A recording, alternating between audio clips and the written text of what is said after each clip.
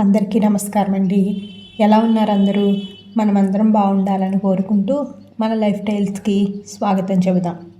ఈరోజు మన కథ వీర్రాజు ధైర్యం. అయినవరం అనే గ్రామంలో ఉండే నారయ్య కోపంతో ఊగిపోతూ ఒక పొడవాటి కత్తిని ఒకదాన్ని తీసుకుని ఇంటి ముందున్న బండరాయి మీద పదును పెట్టడం కోసం కసిగా నూరుతూ ఉన్నాడు. అంతకు ముందు రోజు నారయ్యకి తన పక్క పొలం వాడైన వీర్రాజుతో చిన్న విషయం మీద తగాదా వచ్చి అది కాస్త పెద్దదై ఇద్దరికీ బాగా గొడవ జరిగింది. ఆ సమయంలో నారయ్య బాగా రెచ్చిపోయి, వీర్రాజు, నిన్ను కత్తితో పొడిచి చంపకపోతే నా పేరు నారయ్య కాదు, ధైర్యానికి పౌరుషానికి పెట్టింది పేరు అయిన పెద్ద భీమయ్య వంశం వాణ్ణి నేను అని ప్రతిజ్ఞ చేసి ఇంటికి తిరిగి వచ్చేశాడు. నారయ్య కత్తికి పదును పెడుతూ మధ్య మధ్యలో వీర్రాజుని తిడుతూనే ఉన్నాడు. ఆ సంగతి గ్రామంలో నలుగురికి తెలియటంతో ఏదో వినోదం చూడబోతున్నట్లుగా కొంతమంది ఇంటి ముందుకు వచ్చి చేరారు. ఒకరిద్దరు పెద్ద మనుషులు అక్కడికి వచ్చి నారయ్యతో, ఇరుగు పొరుగు రైతులు, ఆ వీర్రాజుతో గొడవ ఎందుకు అని చెప్పి చూశారు. కానీ నారయ్య వాళ్ళ మాటలు లెక్క చెయ్యకుండా కత్తి తీసుకుని వీర్రాజు ఇంటికేసి బయలుదేరాడు. ఏదో చోద్యం చూడబోతున్న వాళ్ళలాగా కొందరు పిల్లలు ఉత్సాహంతో అతడి వెనకాతలే నడుస్తూ ఉన్నారు. తీరా నారయ్య వీర్రాజు ఇంటి ముందుకు వెళ్ళాక వీర్రాజు ఇంట్లో లేడని, పొలంలోని కళ్ళం దగ్గర ఉన్నాడని తెలిసింది. నారయ్య కత్తిని ఒకసారి గట్టిగా జులిపించి వీర్రాజుని పెద్దగా తిడుతూ కళ్ళంకేసి బయలుదేరాడు. అప్పటికే గ్రామంలో పెద్దవాళ్ళు కొందరు అక్కడికి చేరారు.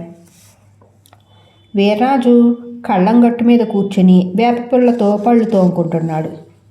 కత్తి చేత పట్టుకుని తన మీద కారాలు మిరియాలు నూరుతూ వస్తున్న నారయ్యను చూసి వీర్రాజు ఏమాత్రం తొణకలేదు. ఒకసారి నారయ్య కేసి చూసి వెంటనే తల తిప్పుకొని తనకేం పట్టనట్లుగా నెమ్మదిగా పళ్ళు తోముకుంటూ కూర్చున్నాడు. నారయ్య పెద్ద పెద్ద అడుగులు వేసుకుంటూ కత్తిని గాల్లో గిరగిరా తిప్పుతూ వీర్రాజు దగ్గరికి రాగానే ఒక గావుకేక పెట్టి, ఒరే, ఇంతవరకు నువ్వు నన్ను గమనించినట్టు లేదు. నా చేతిలో ఉన్న కత్తిని చూడు. దీనికి ఇంతకుముందే మరి కాస్త పదును కూడా పెట్టి వచ్చాను. నిన్ను పొడిచి ముక్కలు ముక్కలుగా నరుకుతాను అంటూ కత్తిని పైకెత్తాడు. ఓహో, నారయ్య ఏవో ప్రగల్భాలు పలకటం కాదు, నిజంగానే వీర్రాజుని పొడవబోతున్నాడు అనుకుని వెంట ఉన్నవాళ్ళు పెద్దవాళ్లలో 4-5 నారయ్యని ఒడిసి పట్టుకుని దూరంగా లాక్కుపోయారు. ఇంత జరుగుతున్నా వీర్రాజులో ఏమాత్రం చలనం లేదు. కనీసం నారయ్య కేసి చూడనైనా చూడలేదు. ఇది గమనించి ఆశ్చర్యపోయిన సీనయ్య అనేవాడు వీర్రాజు దగ్గరికి వెళ్ళి, ఇదేమిటయ్యా, నారయ్య నరుగుతానని అంత పొడవాటి కత్తి తీసుకుని మీద మీదకి వస్తూ ఉంటే అలా ఏం పట్టనట్లు చలనం లేకుండా కూర్చున్నావు? ఆహా, ఎంత ధైర్యం నీది అన్నాడు. ఈ లోపల నారయ్య తనను పట్టుకున్న వాళ్ళని వదిలించుకోవటానికి గుంజుకుంటూ, నన్ను వదలండి, ఆ వీర్రాజుగాడికి ఈ భూమి మీద నూకలు చెల్లిపోయినాయి, ఇదే నరికి పోగులు పెట్టేస్తాను అంటూ హోంకరిస్తూ ఉన్నాడు. వీర్రాజు గుంజుకుంటూ ఉన్న నారయ్యని శనయ్యకు చూపిస్తూ, శనయ్య, ఇప్పుడు నీకొక వింత చూపిస్తాను. వెళ్ళి వాణ్ణి పట్టుకున్న వాళ్లతోటి వదిలేయమని మెల్లగా చెప్పు అన్నాడు. కత్తి తిప్పుతూ, వాణ్ణి పొడుస్తా, నన్ను వదలండి అంటూ రంకెలు వేస్తున్న నారయ్యని వదిలిపెట్టమంటావేంటి? వీర్రాజుకి ప్రాణాలంటే తీపి లేదా? ఏమిటి మొండి ధైర్యం అని ఆశ్చర్యపోతూ, అయినా ఏం జరుగుతుందో చూద్దామని సీనయ్య నారయ్యని పట్టుకున్న వాళ్ళల్లో ఒకటి దగ్గరికి వెళ్ళి రహస్యంగా వాణ్ణి వదిలిపెట్టండి అని చెప్పాడు. ఆ మరుక్షణం నారయ్యని బలవంతంగా ఆపుతున్న వాళ్ళు ఒక్కసారిగా నారయ్యని వదిలేశారు. అంతే, హఠాత్తుగా అందరూ వదిలేసేసరికి నారయ్య దబీమంటూ బోర్లా పడి లేచి కత్తిని వీర్రాజుకేసి గురిపెట్టి చూపిస్తూ అడుగులో అడుగు వేస్తూ మెల్లగా వీర్రాజుకేసి కదిలాడు. అయితే ఈసారి తనను ఆపటానికి ఎవరూ రావటం లేదని గమనించి ఆగిపోయి వీర్రాజుతో, ఒరే వీర్రాజు, మరి కొద్ది రోజులు నీకు ఈ భూమి మీద నూకలున్నాయి.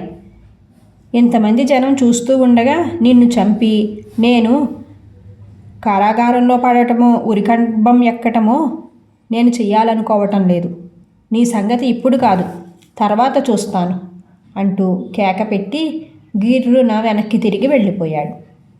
అప్పుడు వీర్రాజు అక్కడికి చేరిన వాళ్లతో, చూశారు కదా, మీరందరూ వదిలేయగానే తోక ముడుచుకొని ఎలా వెళ్ళిపోతున్నాడో. వాడు మీరందరూ పక్కన ఉండటంతో తప్పకుండా పట్టుకుని ఆపుతారని భావించి కేవలం కత్తి చూపించి నన్ను బెదిరించటానికి వచ్చాడు.